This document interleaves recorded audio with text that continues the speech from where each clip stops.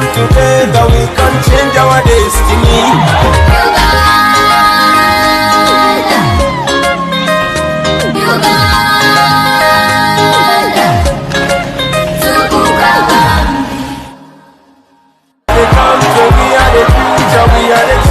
Causing the sufferation, who is beating and killing the people. Who is causing the sufferation, who is beating and killing the people. Look, you have seen Andrew Mwenda clad in full military uniform. You see artists every day dressed in military attires. You see many people dressed in military attires. And that's not to say that we dress in any military attire. I am wearing this beret. I keep wearing it. I don't get arrested, but they arrest everybody around me. Does that mean I'm above the law? If there's any law, you see, that's the selective application of the so-called laws. That is the corruption. You know, that's the impunity that we have in this our country. So I'll tell you that first and foremost, for us to be able to traverse the country unhindered by the military or police, it's not because Museveni loves that so much. It's two reasons. One, he is blatantly ashamed. Yes, he's shameless, but it's a clear sense of shame that is hovering over the regime.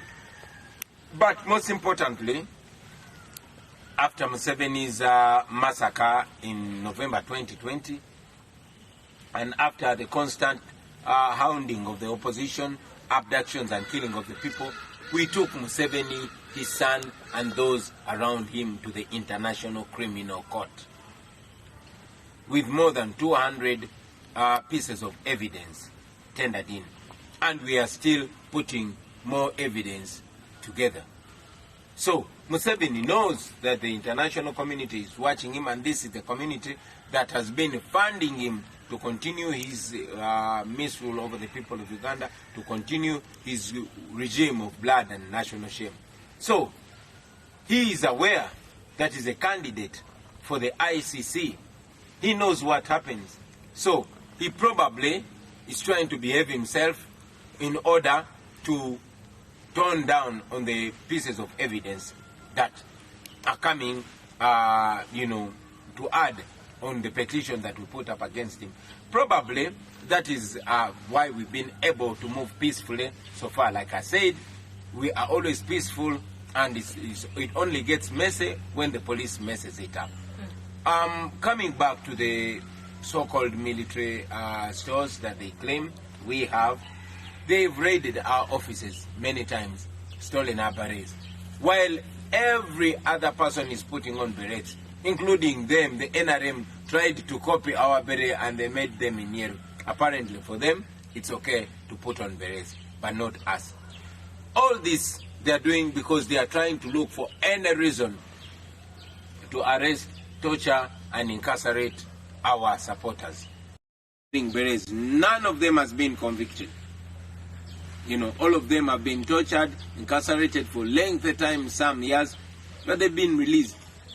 So it's another excuse. It comes out of fear. Yeah. The Electoral Commission has issued its roadmap for the 2026 general election.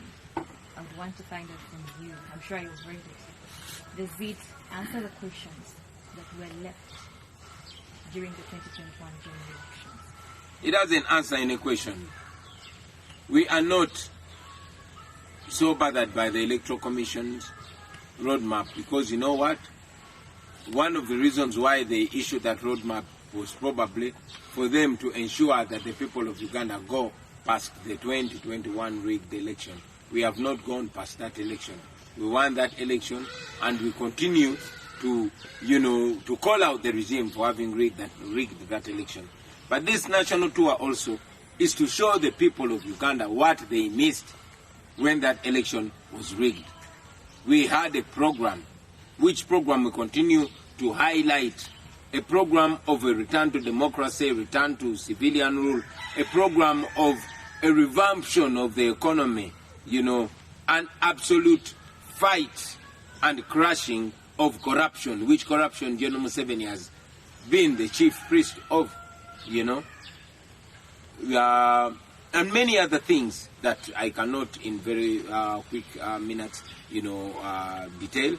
But we are moving around the country, showing them what they missed when the election was rigged, and reminding them that it is going to continue like that if they don't firmly put their feet down. We are not campaigning for the election, because if we had another election under these circumstances, it wouldn't be any difference. We are telling the people of Uganda that nobody else is going to give them a free and fair election but themselves. They must be firm, put their feet down.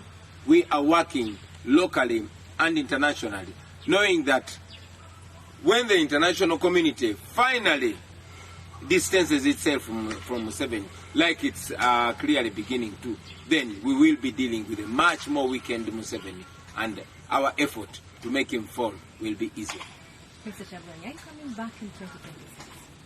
The question should be, are you here now? And I will say yes. Are you going to contest for the 2026 general election? We've not looked at 2026 yet. We are looking at now, because we want Museveni to fall now. We want to change the circumstances now. We want the factors to change fundamentally now. So, talking about 2026 is telling our people to relax and wait for 2026, and that would be immoral, that would be wrong. We want to deal with now, so that we have, some success even before 2026. If it reaches, it must reach with a very, very weakened Museveni or a destroyed Museveni.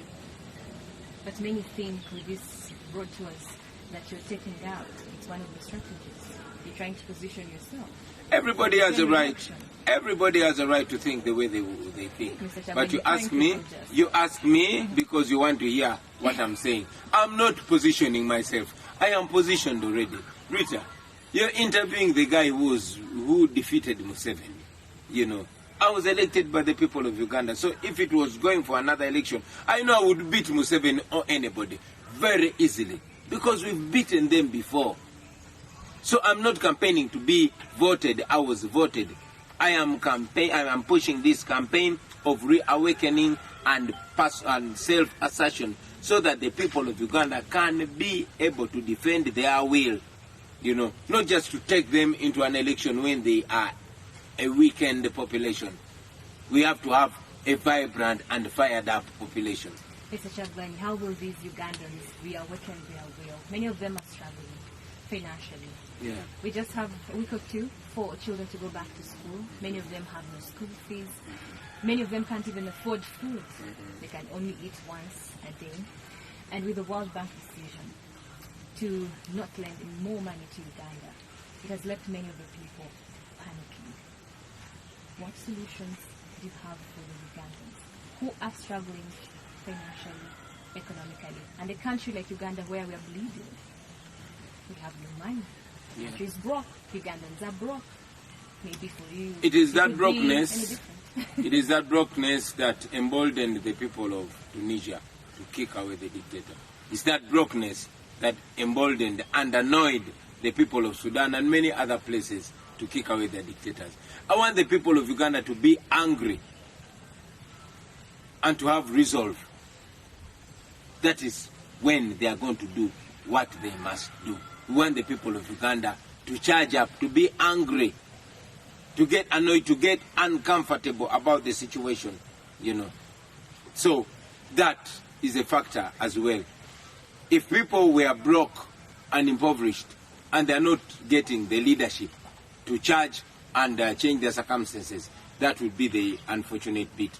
But they have the leadership that leads them to removing the main cause of their predicament, and that is the Museveni dictatorship. What is the solution? First of all, we must remove a regime that is not considering the well-being of the people, but looking solely on regime maintenance. Do you know how much money Museveni uses every day? 2 billion shillings. But also, there have been empowerment programs for the people of Uganda. Those are hoaxes. Those are lies. Those are, what Chiwani means? Those are biwanis. Those are hoaxes. Stated from Mentandikwa, Bonaba Gagaware. Now you have PDM and all that. All those are hoaxes. They are lies. People don't need handouts. People need policies that would make them self-sustaining. We are rich. We have a rich human resource which is not empowered at all. People are overtaxed. That's why they keep running out of the country. See how many Ugandans leave the country every day to look for better, pastures. Agriculture has fallen completely. The economy has been, hijacked by a few elite, who are connected to General Museveni and his family. So that and more is supposed to annoy the people and remove this dictatorship so we can be able to realign. You get my point? Our challenge has been poverty as juxtaposed to extravagance. See how extravagant those that rule over us are. Compare Anita Mongo's house and the Bukedea Health Center. Compare how many cars Museveni has as an individual running his office and how many ambulances we have in the country.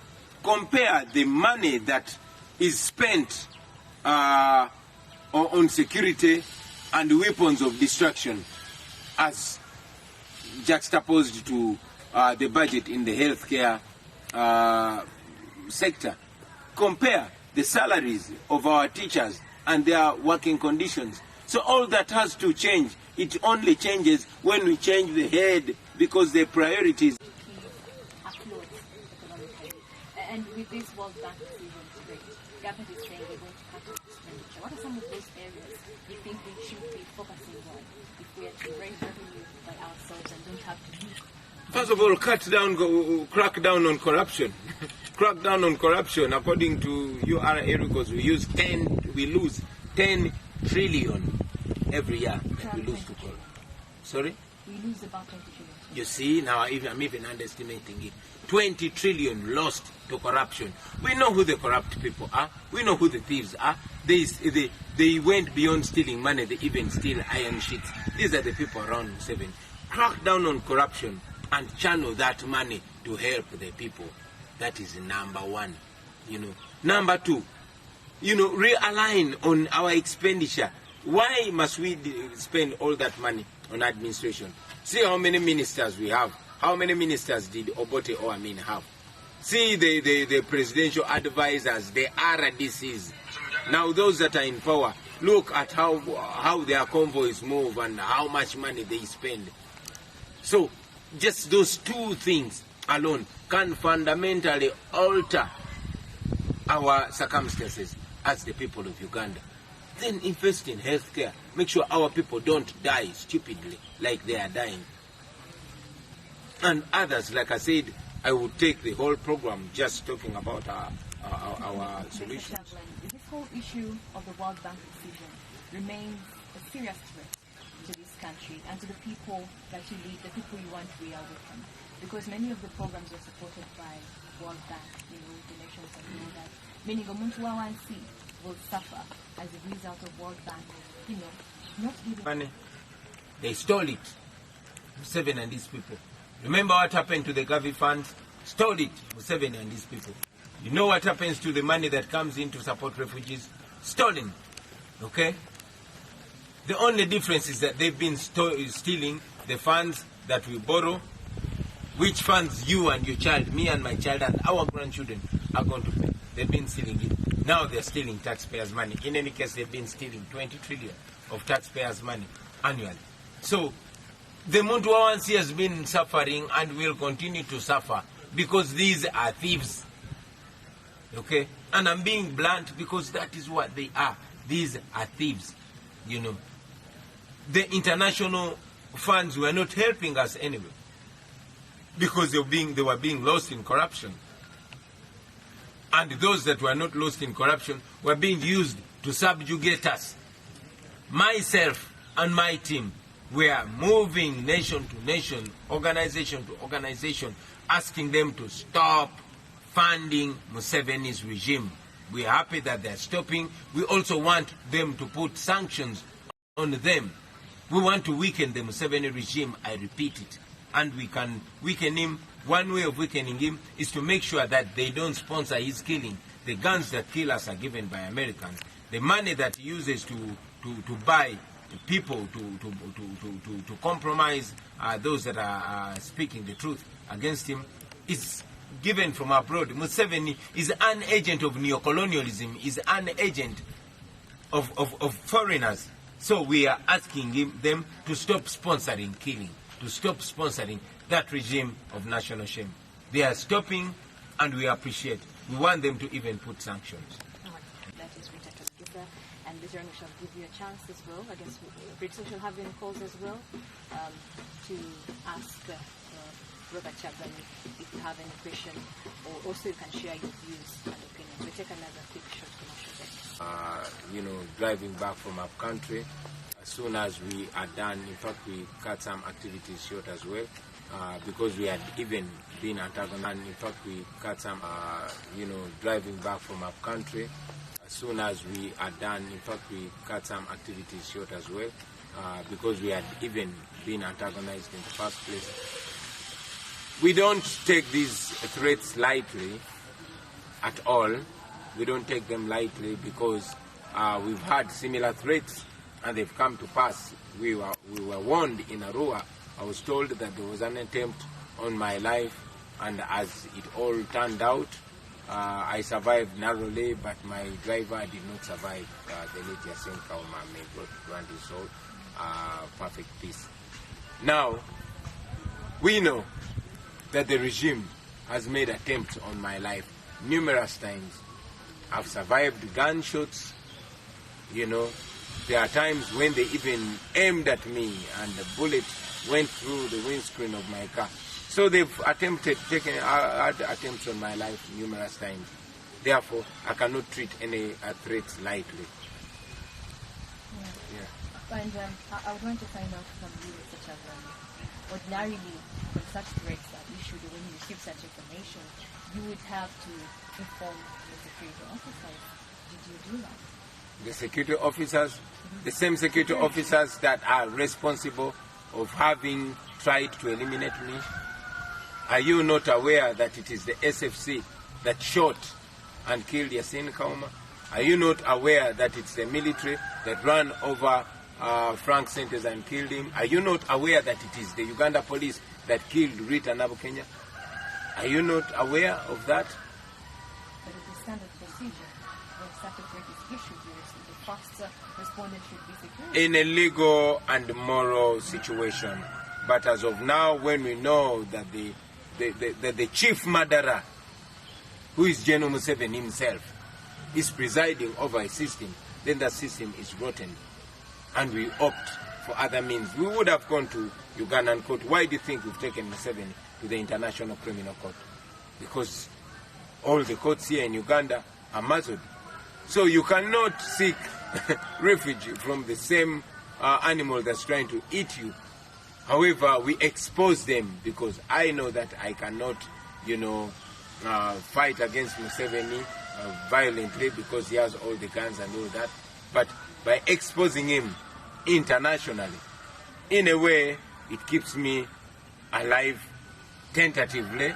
But even when they finally succeed in eliminating me, I want the whole world to know who is after my life. That is Museveni and his son. The same people you oppose, the same system that you are trashing, is the same system that you went to run into court in 2021 when you felt you had been denied your victory. If you marked my words, I said, and I maintain it today, that we were going to that court to get either of the two things. One, justice, or to strip it naked. And indeed, the justice system was exposed. You saw just yesterday or the day before yesterday, Justice Chisache resigned from the Supreme Court because it was whatever they were doing was illegal and criminal. Whatever the Chief Justice Owinyi Doro was doing was illegal and criminal, and he was challenged and he behaved in a very, very, very disgusting way, a way that undermines the judiciary. So our judiciary has been put to shame, courtesy of the Chief Justice and all those, all in the name of defending the sitting regime. So when I read the court and diplomatic sources of that plan, Central Life, you mentioned Robert Mao, and I will read about it. Colonialism came through one region. It is coming back through the same region. It says in both European backers, no justice. Well, I don't blame Robert Mao. I only blame those that take him serious. You know, when Robert Mao is dealing with the international community, it's not colonialism. Okay? When Museveni went to Sweden to be assisted in the fight against Milton Obote, it was not colonialism. But when the international community, you know, warns the regime about an impending terrorist attack, that is not colonialism. But when they warn me about an attack on my life, that is colonialism. I don't blame Mao. I blame those that take him serious. But like I said, it was his own quote that if you are paid to be a fool, your intelligence ceases to matter. Mr. Robert Chavan, you have a call line? Hello? Yes, good morning. What's your name and where are you calling from? Hello, good morning. That I will not defend or shield the corrupt. No. Corruption will be treated the way it is treated in Japan or China. The contradictory remarks on both sides. But I'm not contradicting myself. What are the contradictory remarks? Can you note them for me? Seeking your clarification. You said in your first conference you said it is good, and now you said it was bad, you think, and now you No. I said that the World Bank, what they did was good. The reason that they gave was so selective, okay?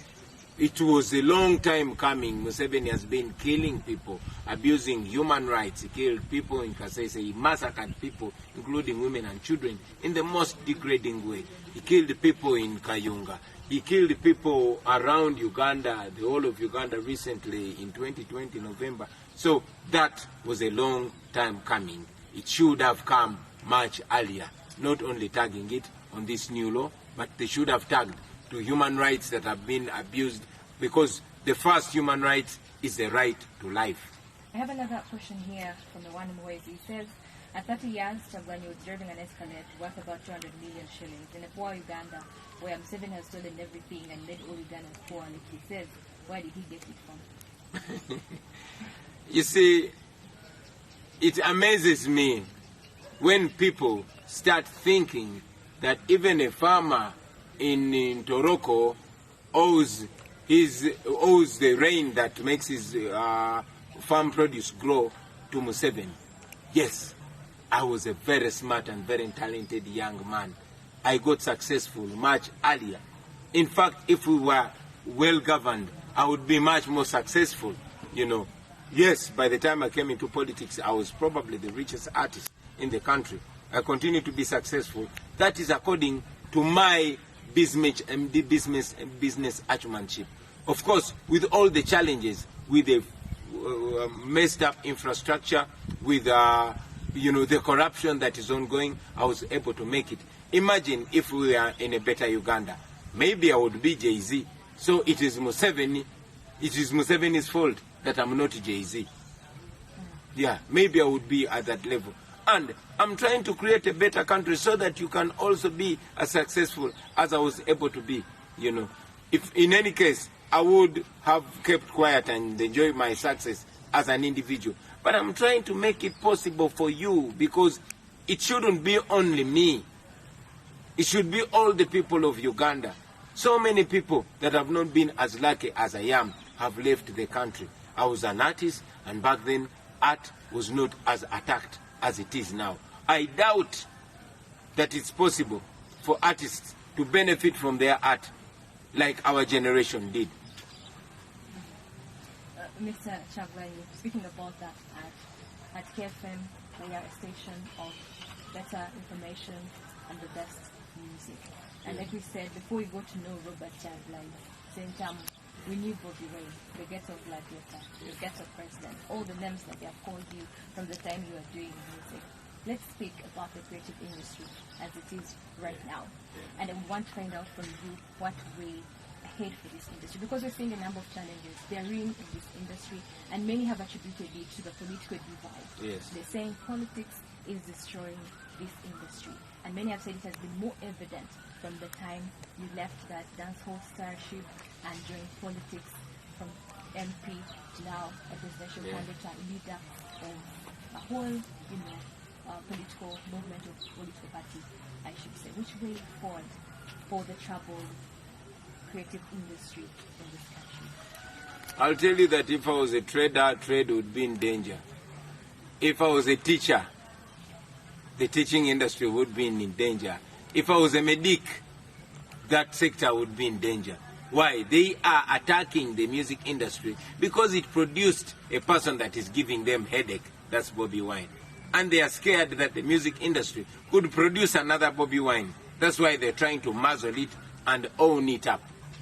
Unfortunately, the slow-thinking artists think that me that brought attention to the music industry is the problem. The problem is those that are fighting the industry. They've been watching the music industry. They have been fighting every effort to promote the music industry. Right now, Dr. Hilderman, who is a fellow artist and an NUP MP, was given leave to draft the copyright law as amended. But the regime is trying as much as possible to ensure that the artists don't have a policy that empowers and protects them. Why? Because they are supposed to remain beggars. Unfortunately, Museveni, the same script that he has been using on religious leaders, on traditional leaders, on special interest groups, is the same style that he's using with the artists. Divide and rule. Throw some money among them and see them scatter. See them tear themselves apart because of that little taxpayers' money that they're giving them. The solution to this industry is the enactment of a detailed and beneficial copyright law. And not only enacting it and having it passed, but enforcing it. The same way Nigerians are benefiting from the music industry. They have oil, but the entertainment industry is the most robust in Nigeria. Actually, we have more talent than Nigeria here. Actually, so you make that open criticism against other musicians in the country at the burial of Kato. It was not a criticism, it was an eye-opening. It's only an idiot that sees an advice for an insult. I want to find out from you why you think musicians in this country have not joined up, come up together to form that one loud voice, to fight for something that I think is of great importance to them, that matters to them. Because, look, the other day we saw Conscience win about 600 million shillings because of copyright. Yeah. Why are they not coming together to rally behind and support Hilderman to have this? Artists are not coming together because majority of them don't look beyond Friday night. Majority of them don't look far. And others, unfortunately, many of them are not smart enough to see through their lies. They are being used against themselves and against their own colleague. It was a blessing to the industry for one of us to see that is challenging for the top seat. If I was a teacher, I believe all teachers would be on my side. If I was, from any other sector, all my colleagues would be on my side because they know that I have the best interest of the music industry. I'm a music man before anything else, But because, of course, like I said, some of them don't look far and others are so covered with petty issues like petty, ego and all that goes with it. So they are being used against their own selves. Each one of them is looking for a quick buck to make. Each one of them is looking for quick money. But they don't know that they are rich, and I've been telling it to them. Unfortunately, they never learn. Mr. Not Sabay, Bobi Wine. There is a new kid on the block, the one LNC, and who has since declared himself the ghetto president. And many have said this could have been a direct attack to you, whom many know as the ghetto president himself. But also in a way it has created an harmony within NUP supporters and the ghetto people that you lead. Do these words that fly around from LNC and his camp concern you and bother you? I'll tell you, my sister, that we focus on serious matters that affect and could benefit the entire country. I wouldn't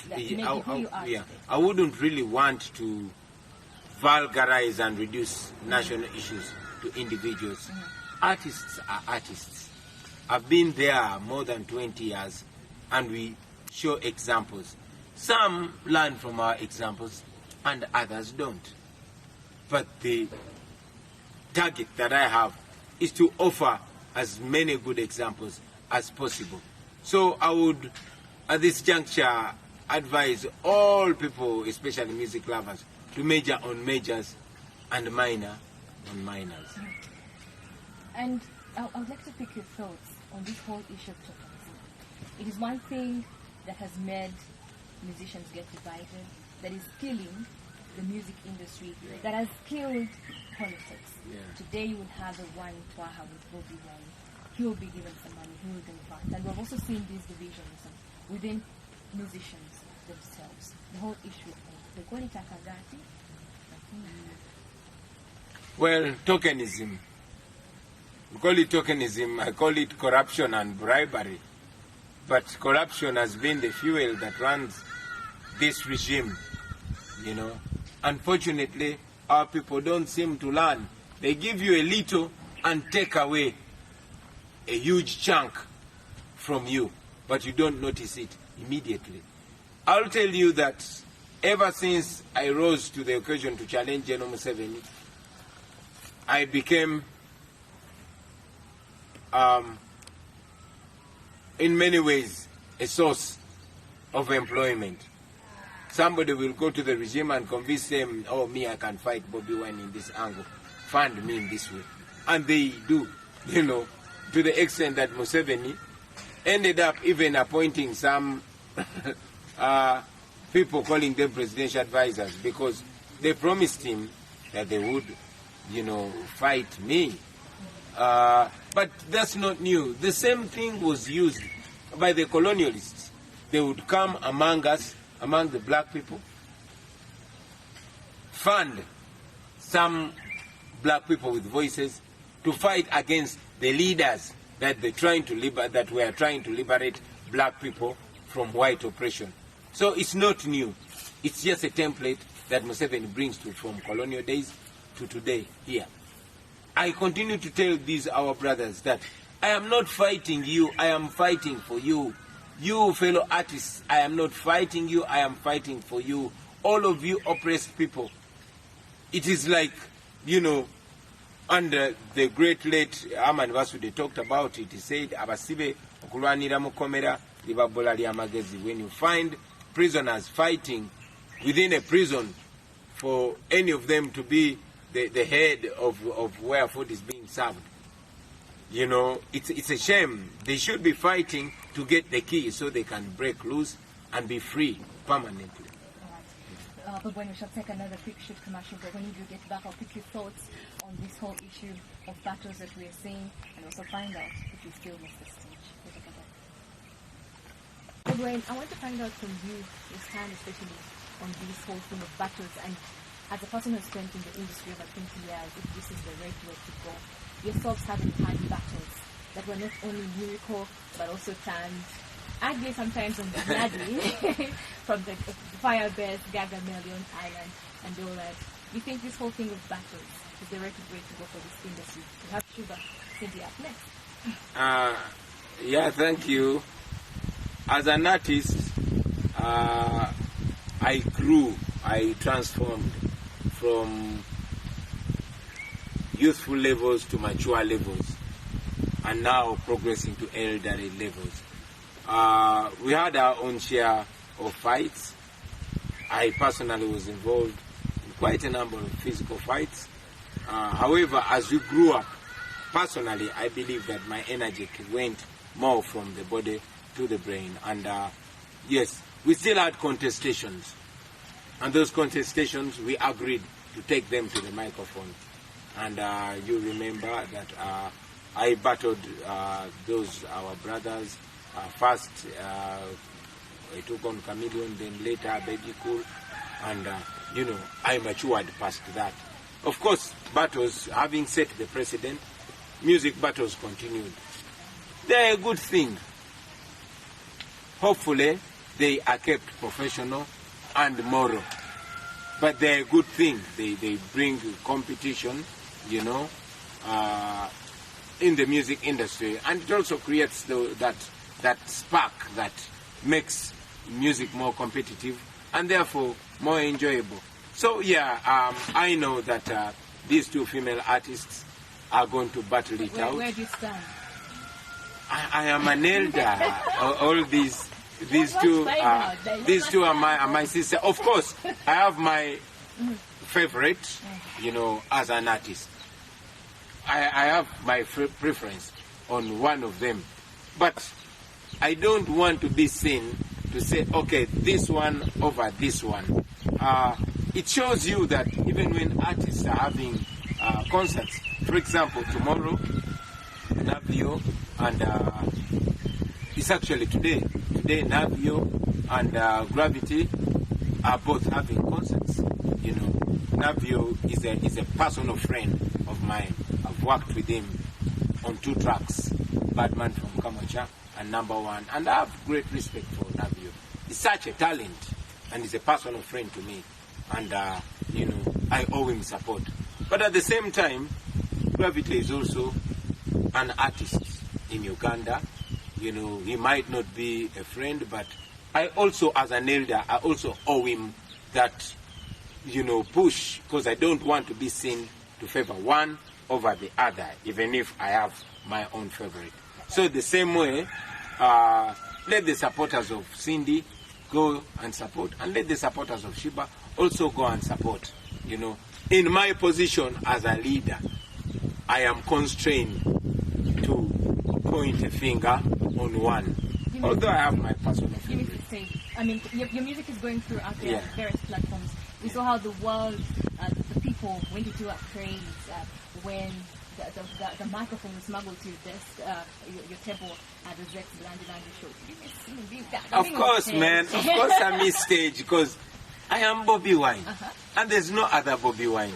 So I know my fans miss me on stage. I also miss that I am full of a vibe, but I'm so committed to national duties that I find very little time for music. But every once in a while when I get an opportunity, why not vibe, for a minute or two? I definitely miss the stage. And after the struggle is over, I hope that I will still have the energy and vibe to also enjoy music and enjoy the stage. The stage is my place. The stage is my playground. Let's go back to the vibe of the Wake-Up Uganda tour. What's up next for next week? The 1 week in the Western Uganda? Yeah, on Monday we're going to Mayuge. Then we shall proceed to Busia, and then to Mbale, and then we'll go to Lira, we'll go to Wero, we'll go to Hoima, and we'll conclude with Arua, our second phase. And we shall reach everywhere. We shall bring our message of liberation to every corner of this country. Yeah. Mr. Bobi Wine, like you said earlier, we started with the song Taxman, why you not playing my songs? Producer was like, why not? Just a cappella, and we conclude this show. A cappella, oh my God, now what do I do? Oh, a cappella, Yo, our people complaining night and day. They wonder why they continue to live this way. But I know that things can change someday. If we really want them to change anyway. Yo, Uganda land of abundance, but Ugandans living in deficiency. Museveni wants life presidency. We must abandon that silly tendency. Uganda rich, but Ugandans poor. Because the leaders, them drunk on power. They run nation like family affair. The citizens suffer, but they don't care. We should be united forces of change. The only way to get a liberation now. United forces of change. All of us must come together as one now. I just back you up, so good to see you another voice. So I can speak on the microphone. Oh yeah. But thank you so much, Bobi Thank you Wine. very much for having me. Salute to all our friends. Go out and support your artists. Peace out. Thank you so much, Ritah Kemigisha, for having the conversation. What is beneath his Wake-Up Uganda tour? My name is Ritah Kemigisha. Until next Saturday, have yourself and go out there. This is a message to the government. I've come to Parliament and taken an oath to protect the Constitution of Uganda. Somebody had to speak for us. We are fighting for freedom. This is a message to the government. I've come to Parliament and taken an oath to protect the Constitution of Uganda. Somebody had to speak for us. We are fighting for freedom.